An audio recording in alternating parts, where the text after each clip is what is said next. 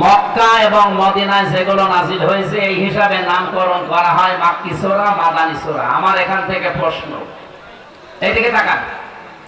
যতদিন পর্যন্ত মক্কাতে সূরা নাজিল হয়েছে, কোরআন নাজিল হয়েছে, কোন সূরায় আপনি পাবেন না ইয়া আইয়ুহাল্লাযীনা আমানু। আছে? এখানে যারা কোরআন পড়েন বসেন, আপনারা জবাব দেন তো। কোরআনে যত জায়গায় মাক্কি সূরা, কোন জায়গায় ইয়া আইয়ুহাল্লাযীনা আমানু আছে? হে ঈমানদারেরা নেই। হ্যাঁ আছে ইয়া আইয়ুহাল ইনসান ওয়া ইয়া আইয়ুহান নাস, হে মানব মণ্ডলী। মদিনায় যে 22টা সূরা নাযিল হয়েছে সেখানে দেখবেন ঈমানদারকে আল্লাহ ডাক দেওয়ার সময় ইয়া আইয়ুহান নাস আর বলেননি, বলেছে ইয়া আইয়ুহাল্লাযীনা আমানু। আমি কথা যেহেতু অল্প সময় বলবো, গুরুত্বপূর্ণ কিছু পয়েন্ট আসবে, আপনারা মনে রাখবেন, আশা করছি সামনে কাজে লাগবে। মক্কায় বলেন তো নবীজি নিজে আছে, হযরতে আবু বকর সিদ্দিক রাদিয়াল্লাহু তাআলা আনহু আছে, হযরত ওমর আছে রিদওয়ানুল্লাহি তাআলা আলাইহিম আজমাইন, যারা সরাসরি জান্নাতের সার্টিফিকেট ধারী মানুষ। এই মানুষগুলোর ঈমান ছিল না? জবাব দেন, ছিল না? আল্লাহ কেন ইয়া আইয়ুহাল্লাযীনা আমানু বললেন না? কারণ যতদিন নবীজি 13 বছর নবুয়ত পাওয়ার পরে মক্কায় ছিলেন, ওই সময়ের রাষ্ট্রের দায়িত্ব ছিল আবু জেহেল। কে ছিল? আরো জোরে বলেন। এই লোকটা যতদিন দায়িত্বে আছে ততদিন আল্লাহর বিধান দিয়েই তো দেশ চালিয়েছে, নাকি? নবীজি ওখান থেকে মদিনায় গেলেন, রাষ্ট্র গঠন করলেন। 10 বছর এই কোরআন দিয়ে মদিনা চালিয়েছিলেন, রাষ্ট্র চালিয়েছিলেন। আল্লাহ রাব্বুল আলামিন মদিনাতে যতদিন কোরআন নাযিল করেছেন, কোন জায়গায় 89 জায়গায় আপনি পুরা কোরআন পাবেন। কোন জায়গায় আর ইয়া আইয়ুহান নাস বললেন না, বললেন ইয়া আইয়ুহাল্লাযীনা আমানু, ওহে যারা ঈমানের দাবি করো তাদেরকে বলছি। আমার এই ছোট্ট মাথার ভেতরে এই চিন্তা এসেছে।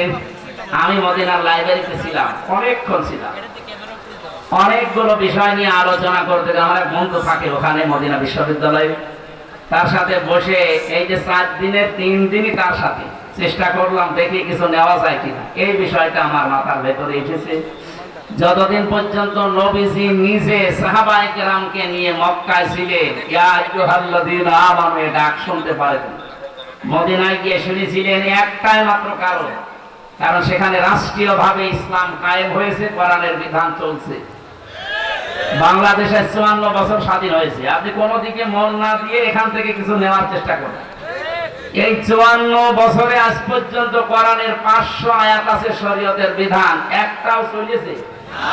চলছে? এই দেশে যদি আপনি যতই দরবেশ দাবি করেন, এখনো পূর্ণাঙ্গ ঈমানদার আল্লাহর কাছে আপনি বিবেচিত হতে পারেন। পূর্ণাঙ্গ ঈমানদার হতে পারবেন যখন আপনার ব্যক্তিগত জীবন থেকে আন্তর্জাতিক জীবন পর্যন্ত কোরআন দিয়ে চলবে। আর এটা চালাবে ফেরেশতারা? হ্যাঁ, এই কথাটা এখন বলতে গেলে কিছু মানুষের রাগ হয়। এই 15.5 বছরে মসজিদের মেহরাব থেকে যখন কথা বলতাম জুলুমের বিরুদ্ধে, কিছু মানুষ বলতো একেবারে সাহসী হুজুর। এমনকি বিভিন্ন প্রশাসনের মানুষদের কাছ থেকেও প্রশংসা আসতো যে বিশাল সাহসের কোনো ভয় নেই। অথচ সেই মেহরাবই আছে, সেই হুজুরই আছে, শুধু সময় পাল্টিয়েছে।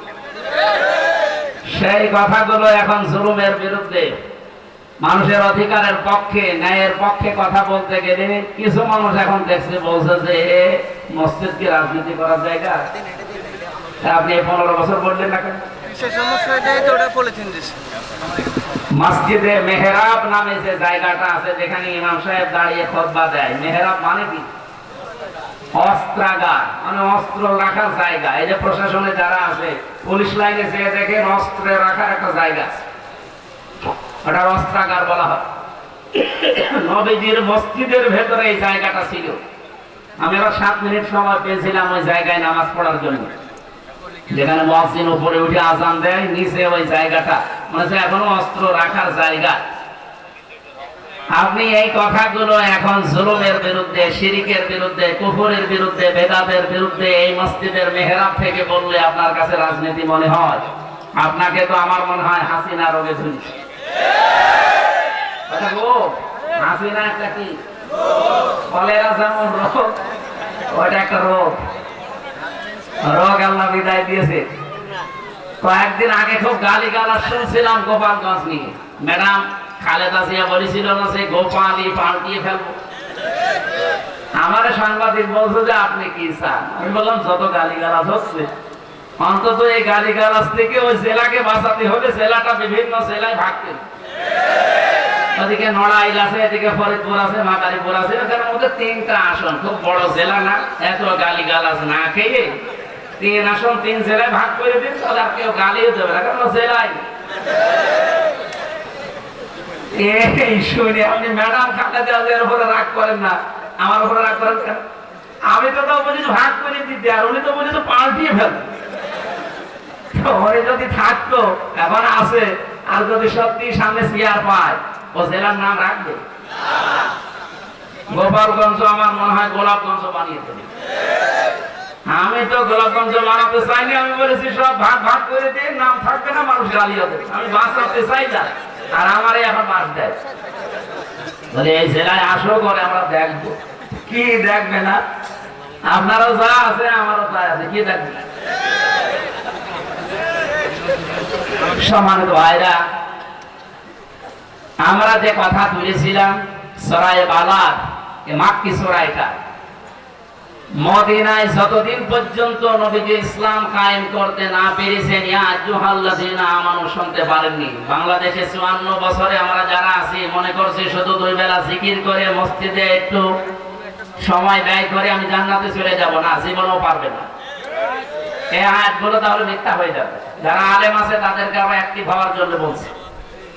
সূরা বালাদের 11 নম্বর আয়াতে আল্লাহ পাক বলেন, ফালাকাতা হামাল আকাবাতা ওয়া মা আদরাকা মাল আকাবা।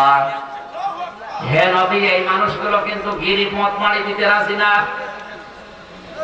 এর আগে দেখবেন 10 নম্বর আয়াতে আল্লাহর ঘোষণা ছিল, হাদাইনাহুন নাজদাইন, আমি ভালো আর মন্দ 2টা রাস্তা তাদেরকে বলে দিয়েছি।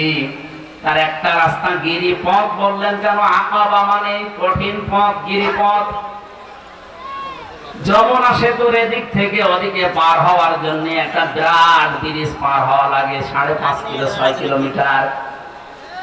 আপনাকে যদি সত্যি দুনিয়ার এই জীবন থেকে জান্নাতের ওই জায়গায় যেতে হয়, মাস্ট বি একটা গিরিপথ পাড়ি দেওয়া লাগবে। বিশাল একটা সাঁকো ব্রিজ, সেতু যাই বলেন, এটা পার হওয়া লাগবে, নয়তো আপনি আল্লাহর বানানো যে বাগান জান্নাত যেতে পারবেন না। এ পর্যন্ত বলে আল্লাহ শেষ করে দেননি। রব্বুল আলামিন বলেন, হে নবী, আপনি কি জানেন এই গিরিপথ কি? ওমা আদরাকা মাল আকাবা, এই যে গিরিপথ, কঠিন পথ, এটা কি জানেন আপনি?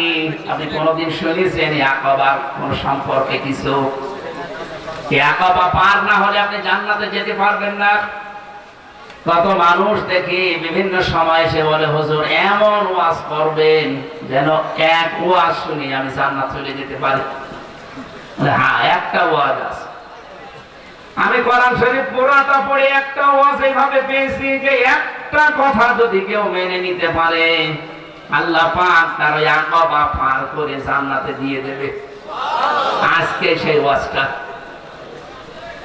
আমার আয়াতের শেষে তেলাওয়াত ছিল, উলাইকা আসহাবুল মাইমানা, এরাই সৌভাগ্যশালী, এরাই ডানপন্থী, এরাই হচ্ছে জান্নাতি।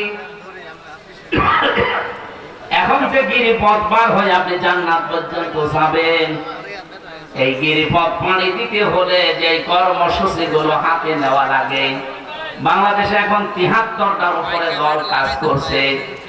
সবাই শান্তি চায় দেশে। কয়টা?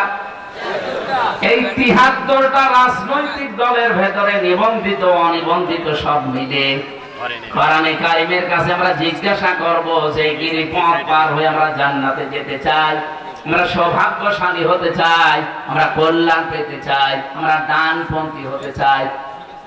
এর পরবর্তীতে আল্লাহ কিন্তু বামপন্থী মানুষের কিছু পরিচয় দিয়েছেন। বাংলাদেশে বামপন্থী নেই?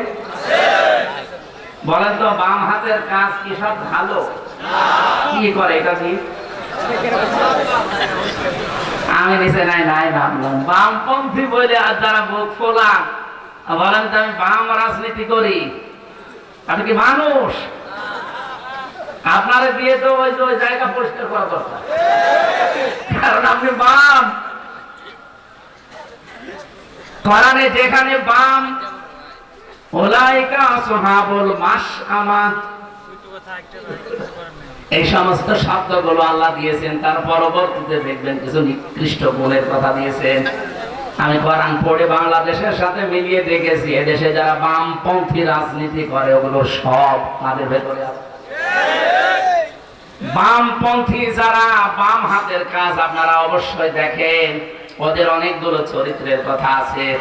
এক নাম্বারে ওরা আন্দাজে কথা বলে বেশি।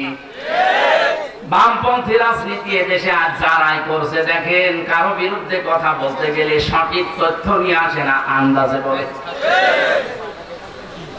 ঢাকা বিশ্ববিদ্যালয়ে আমি নাম নিলাম না একজনের, কি যেন মোল্লা নাকি নামে শেষে আছে, এই সেদিকার কথাবার্তা আমি শুনি মাঝে মাঝে। ও যা তথ্য দেয় বিভিন্ন দলের পক্ষে বিপক্ষে, সবগুলো মিথ্যা কথা।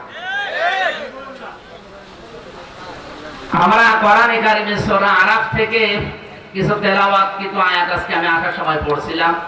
হযরত শুআয়ব আলাইহিস সালামের জামানায় তার উম্মতদেরকে আল্লাহ ধ্বংস করে দিয়েছিলেন দুইটা কারণে। এক নম্বরে তারা ওজনে কম বেশি করত, দুই নম্বরে তারা তর্ক করত মিথ্যা বিষয়। আজ বাংলাদেশের সবচাইতে বেশি এই দুইটা গোনা হচ্ছে। ওজনে কম বেশি আছে না? ওজনে কম বেশি মানে কি শুধু দাঁড়িয়ে পাল্লায় কম বেশি? এই যে ইউটিউবার যারা, এরাও কম বেশি করে। দেখবেন আমি যা বলছি কাট ছাট করে এর সাথে আরো কিছু রং সং দিয়ে আমার এমন কালার করবে রাস্তায় বের হয় পুরস্কার দিবে। আপনি যা পেয়েছেন ওইটা ডেলিভারি দেবেন, এর নাম হচ্ছে ওজন। আর প্রাইমারি থেকে বিশ্ববিদ্যালয় পর্যন্ত, হাফেজি মাদ্রাসা থেকে দাওরা পর্যন্ত যারা শিক্ষক আছে, ওনারা শিক্ষকতা করার আগে যে জ্ঞানগুলো নিয়েছে, এই জ্ঞানগুলো যারা আহরণ করে অর্জন করে, এই জ্ঞানগুলোই যদি ক্লাসে ওইভাবে সঠিকভাবে দিতে পারে, তাহলে আর প্রাইভেট পড়া কোচিং করা লাগে? এখন আর লাগছে না। আল্লাহ তাআলা এই দিকে ইঙ্গিত দিয়েছে যে যেটা পেয়েছো ওইটা ওইভাবে যে নিতে চায় তাকে অর্পণ করো। ওয়াইলুল লিল মুতাফফিফিন আল্লাযীনা ইযা তালু আলান নাসি ইস্তাওফুন। ওই মানুষগুলোর জন্য আক্ষেপ আফসোস ধ্বংস হয়ে যা করা, যারা নেওয়ার সময় বেশি নেয়, দেওয়ার সময়। আর শিক্ষকদের দিকে আমি তাকিয়ে বলছি, এটা রেকর্ড হচ্ছে, যে যেখানে শিক্ষকতা করছেন, কেন প্রাইভেট পড়া লাগবে, কোচিং করা লাগবে আপনি থাকতে? আপনি তো নেওয়ার সময় ঠিক মতো নিয়েছেন, দেওয়ার সময় ওইটা ঠিক মতো দিলে তো আমার ছেলে মেয়েদের প্রাইভেট পড়ানো লাগে, কোচিং করানো লাগে। আপনি তো শিক্ষক এমনি হননি, অবশ্যই এরকম জ্ঞান অর্জন করে শিক্ষক হয়েছে। এই জন্য আশা করবো যারা শিক্ষক মন্ডলী আছেন, আমাদের মাথার তাজ, আপনারা যারা ধরা না খান, এই জন্য বললাম, কারণ বহু মানুষ ধরা খাবে। বহু আলেম আমরা যারা স্টেজে এখন কথা বলছি, এই যে আমরা এখন অবিখায় আছি। অবিখা মানে ওয়াজের বিনিময়ে খাচ্ছি। সরকার একটা বাজেট আছে না মাঝে মাঝে, অবিখা কাজের বিনিময়ে খাচ্ছি। আর আমরা এই দুই হুজুর যা করছি, এটা কিসে? অবিখা, ওয়াজের বিনিময়ে খাচ্ছি। ওয়াজ না করলে আপনারা আমরা খেতে দিতে, গাড়ি ভাড়া দিতে। অপেক্ষা করে যারা এদেশে আমরা আজ খাচ্ছি দায়ী আল্লাহর নাম নিয়ে, তাদেরকেও বলছি আমরাও কিন্তু ওজনে কম বেশি করছি। মসজিদের মেহরাব থেকে শুরু করি, যত জায়গায় যত ভাবে আমরা কথা বলি, সে রাজনৈতিক ময়দানে হোক আর ধর্মীয় ময়দানে হোক, অধিকাংশ মানুষ ওজনে কম বেশিতে ব্যস্ত। কিভাবে? আমি কাবা শরীফে জমার নামাজ পড়েছি একটা, মসজিদে নববীতে পড়েছি একটা। ওনারা 35 মিনিট করে বয়ান করলেন আরবিতে, কথাগুলো আমি বুঝেছি, কিন্তু সঠিক যেভাবে তুলে ধরা দরকার, তাকওয়ার উপরে একজন, ইলমের উপরে একজন তুলে ধরতে পারে না, কারণ ওই দেশে রাজতন্ত্র চলছে। সঠিকভাবে ওই কথাগুলো যদি কোরআন হাদিস দিয়ে যেভাবে বলা দরকার তুলে ধরে, দেখবেন তারপরের দিন ডক্টর সালের মতো উনি গুম হয়ে যাচ্ছে। এই 15 বছর যেটা আমাদের দেশে ছিল, আমরা ওই ময়দানে বসে কথা বলতাম, কিন্তু এখান থেকে নাক বরাবর না গিয়ে ঘুরিয়ে যেতাম। কথা বুঝতেছেন?